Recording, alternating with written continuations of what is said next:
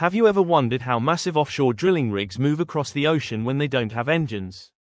It's actually a fascinating process. These giant structures rely entirely on powerful tugboats to pull them from one drilling location to another. Before the move starts, the rig crew prepares everything. They secure equipment, tie down loose materials, and disconnect the rig from any seabed pipelines or systems. A full marine plan is made, checking weather, tides, wind, and sea conditions. Nothing begins unless it's safe. Once ready, multiple tugboats take position around the rig.